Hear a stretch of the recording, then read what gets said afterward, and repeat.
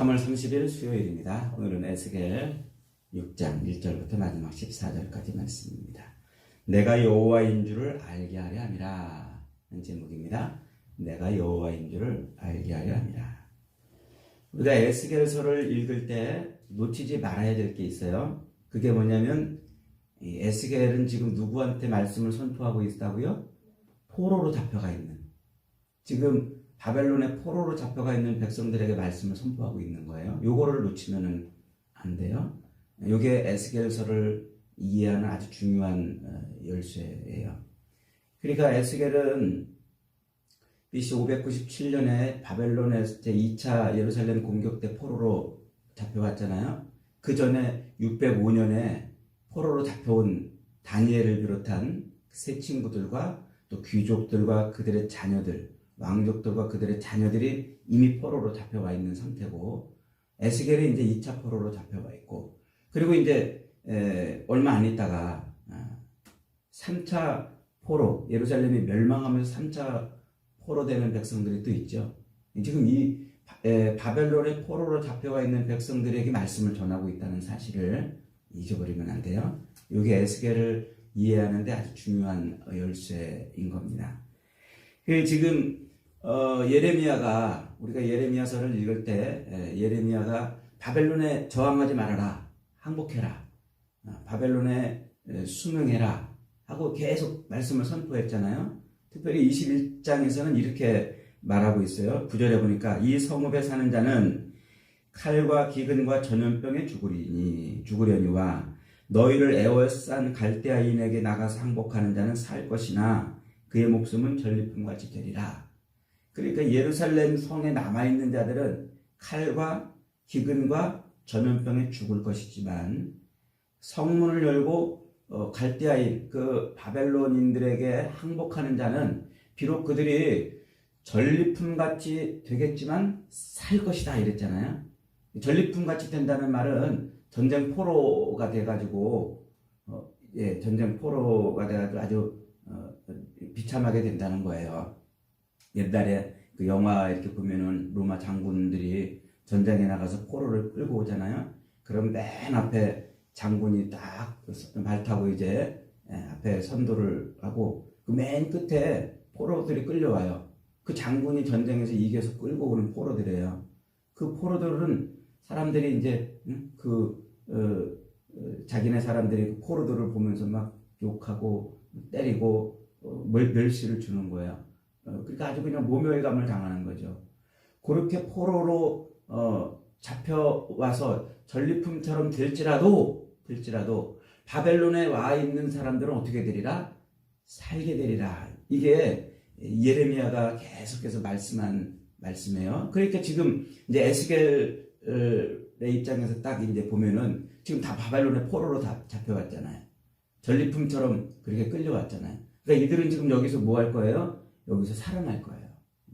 여기서 끝나는 게 아니라 이곳에서 이들이 생명을 얻게 된다는 얘기예요. 이게 아주 중요한 성경의 메타포예요.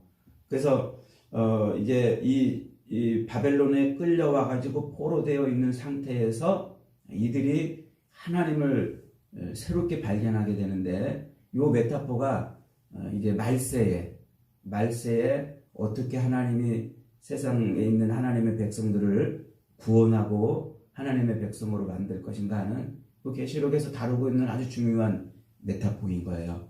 그래서 우리가 이 계시록을 읽을 때 이 부분을 놓치면 안 돼요. 자, 오늘 이 6장에서 1절로 7절에서 이렇게 하나님은 에스겔로 하여금 이스라엘 산에게 외쳐라, 그러면서 어떻게 될 것이냐면 그 산들에 있는 모든 산당들, 이스라엘 백성들이 살고 있는 그 가나안 땅에 만들어 놓은 모든 우상들이 다 무너질 것이고, 하나님이 그 모든 우상들을 하나도 남김없이 다 회파시킬 것이다, 무너뜨릴 것이다. 그때 어떻게 되리라? 그 우상 앞에 있던 모든 사람들은 다 시체가 돼가지고 그 우상 앞에 널브러져 있게 될 것이다 라고 지금 말씀을 하고 있어요. 그리고 8절로 10절에서는 그 땅에 그렇게 사륙이 일어날 때, 그 사륙을 당할 때 거기에서 칼을 피해 살아남는 자는 포로가 될 것이다. 이렇게 말하고 있고, 또 11절로 마지막 14절은 그 우상이 질비했던 그 땅에 칼과 기근과 전염병으로 수많은 시체들이 그렇게 널브러져 있는 그 모습을 보고, 하나님이 진짜 하나님이셨구나, 이렇게 사람들이 알게 될 것이다 하는 말씀이 오늘 말씀의 골자입니다. 그런데 오늘 2절에 보니까 하나님은 에스겔에게 이스라엘 산을 향하여 외치라, 예언하라 그러잖아요. 왜 산을 향하여 외치라고 말합니까? 여기서 말하는 산은 이스라엘 백성들을 의미하는 거예요. 이스라엘 백성들을 의인화시켜 가지고 산이라 이렇게 지금 표현하고 있는 거죠. 그 예언의 내용은 뭡니까? 이스라엘 땅에 있는 모든 산과 언덕과 시내와 골짜기와 성읍들에 있는 모든 산당들과 우상의 제단들과 분향단들이 다 회파되고 깨지고 망가지고 뒤집어지고 엎어질 것이다. 그때 그 우상의 이 산당 앞에서 제사하고 있던 모든 사람들도 다 멸절될 것이다. 그 얘기예요. 그러니까 지금 무슨 얘기냐면 이스라엘 산에 외치라고 말하는데 그 이스라엘 산이 이제 복수로 표시가 되고 있어요. 그러니까 가나안 땅에 살고 있는 모든 이스라엘 백성들이 다 지금 어떤 상태? 전부 우상을 섬기고 있는 상태라는 거예요. 전부 우상을 만들고 그 땅 전체가 지금 우상의 소굴이 되었다는 거죠. 그러니까 황당하잖아요. 가나안 땅에 살고 있는 모든 이스라엘 백성들이 어느 한 곳 성한 곳이 없이 이 산 저 산 저 골짜기 이 골짜기 들마다 산마다 다 뭐를 세워놨어요? 우상을 세워놓고 우상에게 절하고 있다는 거예요. 심지어 그 우상이 어디까지 와 있어요? 지금 예루살렘 성전에까지 지금 들어와 있는 상태예요. 그러니까 하나님께서 이스라엘 땅에 서 있는 모든 우상들을 하나님이 완전히 회파시키고 그 우상을 섬기는 사람들을 다 어떻게 하리라? 다 완전히 멸절시켜 버릴 것이다. 근데 어떻게 멸절되냐면 칼과 기근과 전염병으로 멸절이 되는 거예요. 이것이 예레미야를 통해서 계속 반복적으로 외쳤던 말씀이고, 지금 에스겔도 예루살렘 성이 멸망될 때 바로 이 세 가지로 멸망이 될 것이라고 지금 말하는 거예요. 그러니까 이스라엘 땅에 있는 모든 백성들이 누구에 의해서 지금 멸절이 된다는 거예요? 하나님에 의해서 멸절되고 있다는 거예요. 하나님이 그렇게 모든 이스라엘 땅에 살고 있는 우상을 섬기는 자들을 그렇게 멸절시킬 것이다, 이렇게 지금 말하고 있는 거예요. 그러니까 예레미야의 예언이나 지금 에스겔의 5장에서 그리고 오늘 6장에서 말하고 있는 이 예언이나 지금 똑같은 거예요. 하나님이 지금 이스라엘을 심판하고 예루살렘을 멸망시킨다는 이야기를 하고 있는 거죠. 그런데 이 이야기는요, 사실 이미 오래전에 이스라엘 백성들이 가나안 땅에 들어가기 전부터 하나님이 선포하신 말씀이에요. 레위기 26장에 보면은 하나님이 이스라엘 백성들을 애굽에서 꺼내가지고 시내산 밑에 모아놓잖아요. 그래서 그 시내산 밑에 모아놔서 모세를 통해서 성막을 만들려고 그러고 또 십계명 돌판을 주시고 하나님이 율법을 주셔요. 이제 광야로 출발하기 바로 직전에 하나님께서 그 레위기에서 그런 말씀을 주시면서 너희가 내 율법을 잘 붙들고 살고 나만을 섬기면 너희가 천대까지 복을 받을 것이지만, 그러나 내 율법을 버리고 너희들이 우상을 섬기게 되면, 그 땅에 들어가서 우상을 섬기면 너희들이 칼과 기근과 전염병에 죽을 것이다. 이렇게 이미 레위기 26장에서 이야기를 하셨어요. 그리고 민수기 33장에서도 동일한 얘기가 반복이 되고 있고요. 광야를 헤매고 돌아다니는 동안에도 하나님이 그 얘기를 하시는 거예요. 그리고 광야 생활을 다 끝내고 이제 요단강을 건너서 가나안 땅에 들어가기 바로 직전, 그 목전에 하나님이 신명기에서 또 한 번 말씀을 하세요. 신명기 28장에서도 이 말씀을 붙들고 살면 너희가 어디로 가나 형통하게 될 것이지만, 말씀을 버리고 우상을 섬기면 칼이 너희에게 임해서 너희를 찢어버릴 것이고, 너희가 세계 여기저기 흩어질 것이고, 너희들이 이방인들에게 포로가 될 것이다. 이렇게 말씀을 하고 있어요. 그래서 신명기 28장 64절부터 66절에 보면 여호와께서 너희를 이 땅 끝에서 저 끝까지 만년 중에 흩으시리니 네가 그곳에서 너와 네 조상들이 알지 못하는 목석 우상을 섬길 것이다. 여러 민족 중에서 네가 평안함을 얻지 못하며 네 발바닥에 쉴 곳을 찾지 못하며 여호와께서 거기에서 네 마음을 떨게 하고 눈을 쇠하게 하고 정신을 산란하게 하시리니 내 생명이 위험에 처하고 주야로 두려워하여 내 생명을 확신할 수 없을 것이다. 그러니까 포로로 끌려와가지고 두려움 속에 아주 고통 속에 살게 될 것이라는 말을 이미 신명기에서 하나님이 선포를 했어요. 그러니까 하나님의 말씀은 뭐예요? 그 가나안 땅에 들어가서 우상을 섬기지 말고 하나님만 섬기라 라는 건데, 우상을 섬기게 되면 어떻게 될 것이다고요? 칼과 기근과 전염병에 죽을 것이고, 포로가 돼서 이방인들에게 포로가 돼가지고 두려움을 갖고 살고 생명을 보존할 수 없을지도 모른다. 이렇게 이미 말씀을 하셨단 말이에요. 그 말씀이 지금 예레미야를 통해서 한 번 더 반복이 된 것이고, 지금 포로로 끌려온 백성들에게 너희들이 지금 포로로 끌려온 이유가 그것 때문이다 라고 지금 얘기를 하고 있는 거예요. 그러니까 이 포로로 끌려와가지고 지금 강제 노역에 시달리고 있는 이 유다 백성들, 이 예루살렘 백성들은 지금 어떤 마음일까요? 아주 마음이 지금 막 착잡할 거예요. 왜 이렇게 우리가 이렇게 됐나? 조상들을 원망하기도 하고, 또 정치 지도자들, 왕이나 관료들을 또 원망하기도 하고, 또 종교 지도자들, 제사장이나 선지자들도 원망하고, 심지어는 하나님에 대해서 지금 원망을 하고 있을 거예요. 우리가 믿는 하나님이 이렇게 보잘것없는 하나님이었던가? 바벨론 사람들이 섬기는 저 신들보다 못한 신이었구나. 이런 마음이 이제 팽배해지는 거죠. 그래서 그들은 에스겔이 하나님의 말씀을 전하면 당장에 귀를 막아버릴 겁니다.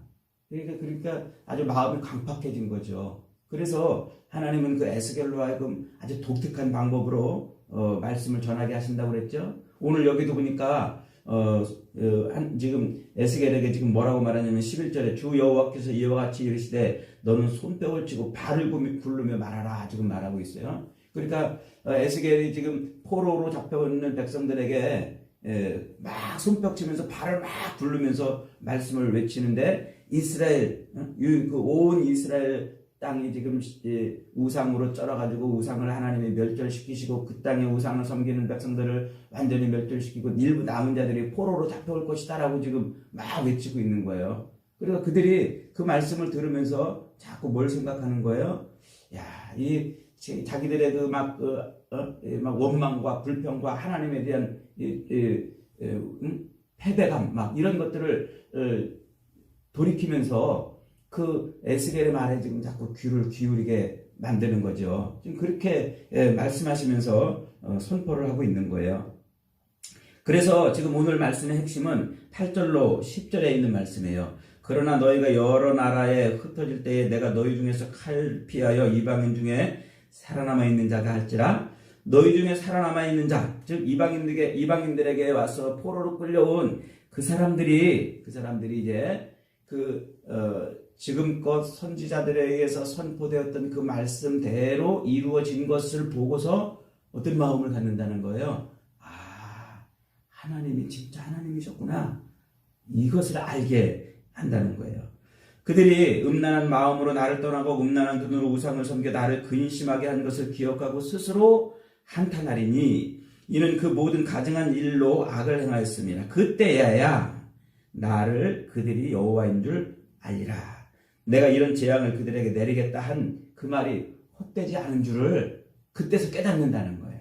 그래서 이 에스겔의 말이 그때서야 비로소 백성들이 에스겔의 말을 듣고 우리가 우상을 섬겨서 지금 여기 포로로 끌려왔구나.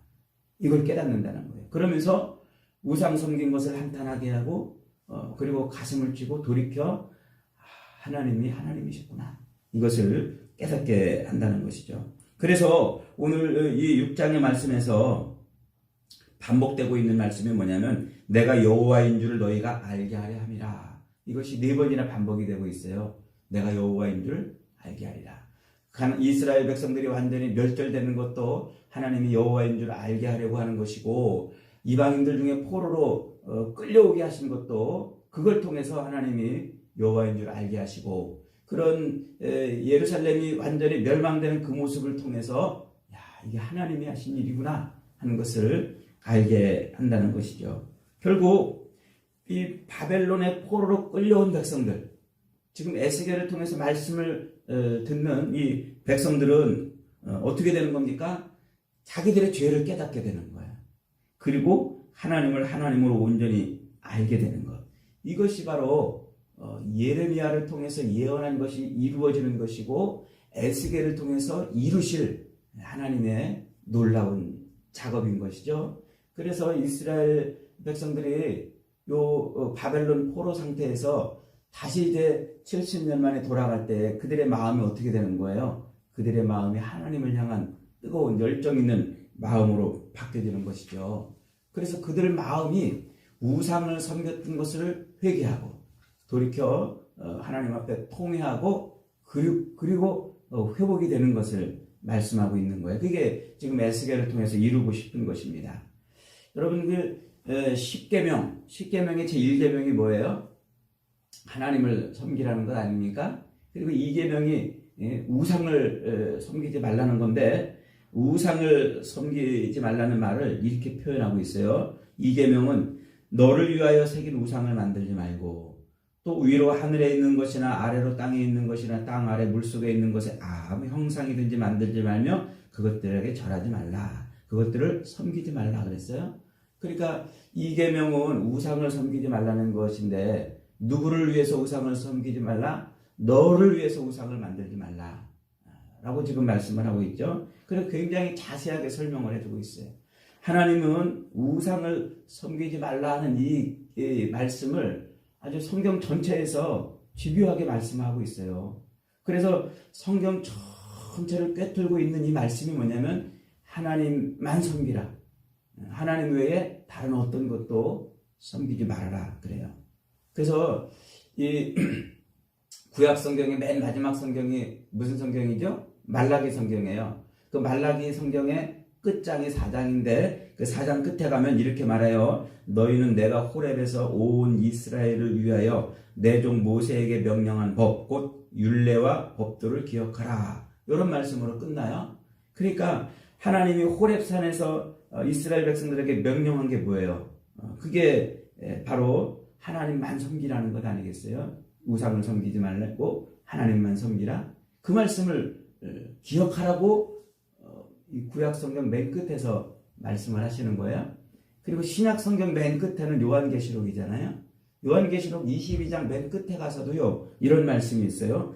개들과 점술가들과 음행하는 자들과 살인자들과 우상 숭배자들과 및 거짓말을 좋아하는 자는 다 내 성 밖에 있으리라 그랬어요. 그러니까 우상 숭배하는 자들도 하나님의 진노로 성 밖에, 구원 밖에 있게 된다는 말씀이죠. 그러니까 구약 성경도 우상을 섬기지 말고 신약 성경도 우상을 섬기지 말라는 말로 끝을 맺는 거예요. 그러니까 결국은 성경 전체는 우리에게 요구하는 것이 뭐냐면, 하나님 아닌 그 어떤 것도 기대지 말고, 하나님 아닌 그 무엇도 의지하지 말고, 하나님이 아닌 그 어떤 것도 섬기지 말라 하는 거예요.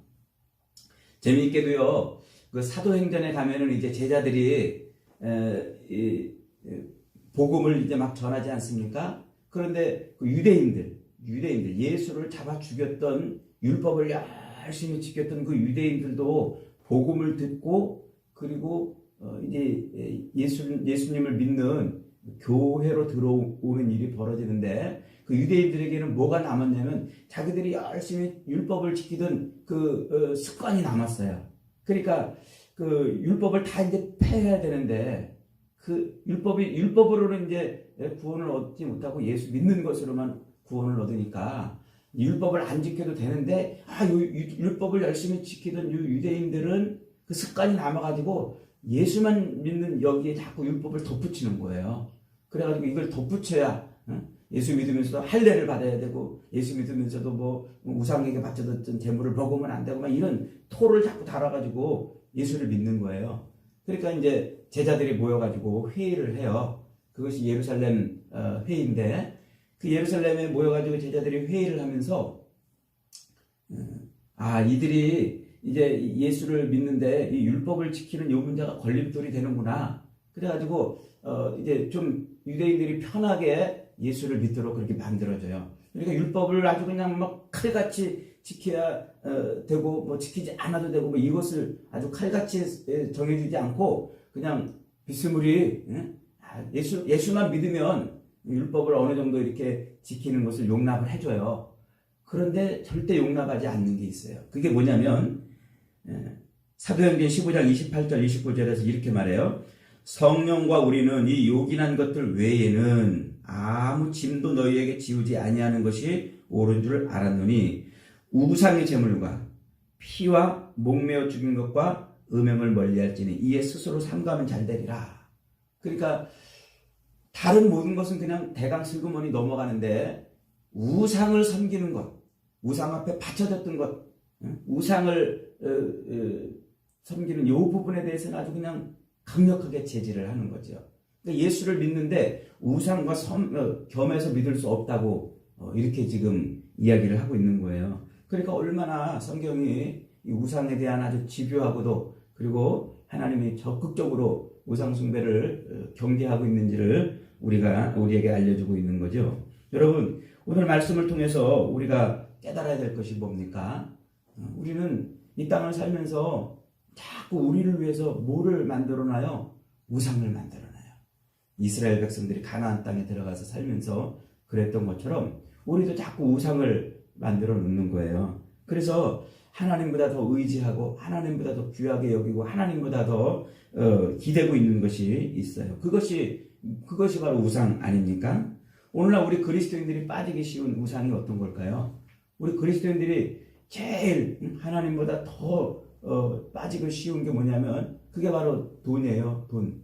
그런데 이 돈을 막 섬기고 돈을 의지하고 이러면 하나님보다 이걸 우상을 섬기는 것이라고 모르는 그리스도인들이 어디 있어요? 다 알아요. 그래서 막 돈을 막 돈 그러지 않아요. 그런데 사람들이 왜 돈을 의지하게 됩니까? 이 돈이 가져다주는 편리함을 알기 때문에 그래요. 돈은 우리에게 편리를 주고 우리가 하고 싶은 것을 하게 만들어준다는 것을 알기 때문에 그래요. 그래서 이 돈은 그리스도인들은 돈 자체를 우상으로 섬기지 않지만 자기의 그 편리함과 자기의 욕구를 채워줄 수 있는 것이 돈이라는 것을 알기 때문에 그래서 자꾸 돈에 기대게 되는 거예요. 바로 이 편리함, 이 편리주의와 욕구주의, 이게 우상이 되는 거예요. 나를 자꾸 편리하게 하고 나의 내 욕망을 자꾸 채우고 이런 것도 자꾸 하려다 보니까 그러다 보니까 세상은 돈으로 돌아가잖아요. 그 돈을 자꾸 기대고 의지하게 되는 거예요. 결국 돈과 하나님을 겸하여 섬기려고 하게 되는 일이 벌어지게 되는 거죠. 디모데전서 6장 10절에서는 이렇게 말하고 있어요. 돈을 사랑함이 일만하게 뿌리가 되나니 이것을 사모하는 자들이 미혹을 받아 믿음에서 떠나 근심으로 자기를 떠났도다. 그러니까 돈을 왜 사랑합니까? 돈이 나에게 편리함을 가져다 주고 나에게 만족을 주고 행복을 주고 나에게 기쁨을 주고 내가 하고 싶은 것을 할 수 있게 해주기 때문에 돈을 자꾸 사랑하는 거예요. 그런데 하나님은 우리에게 뭐라고 그래요? 하나님을 사랑하라고 그러잖아요.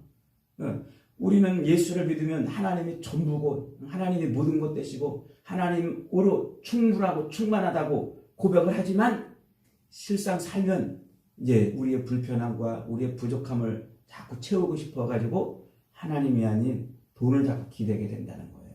그것이 우상으로 빠지는 길이라고 말씀을 하고 있는 거죠. 사랑하는 여러분, 가나안 땅을 하나님이 주셨을 때 이스라엘 백성들은 그 땅에서 하나님만 섬기고 살아야 됐어요. 그러나 안타깝게도 그들은 하나님이 아닌 자기들 욕망과 욕심을 채워줄 다른 것을 섬기게 되므로 끝내 멸망을 하게 됩니다. 오늘 우리가 예수를 믿음으로 말미암아 이 땅을 살 때 예수가 아닌 다른 어떤 것들이 우리에게 편안함을 주고 우리의 욕망을 채워주는 것이라고 생각해서 기대게 되면 그것이 바로 우상입니다. 그 우상에 빠지는 것이 아니라 오로지 십자가만을 붙들고 우리 주님만 사랑하고 예배하며 사는 저와 여러분이 되어야 되겠습니다. 그런 믿음으로 오늘 하루를 살아내시기를 주님의 이름으로 축복합니다. 아멘.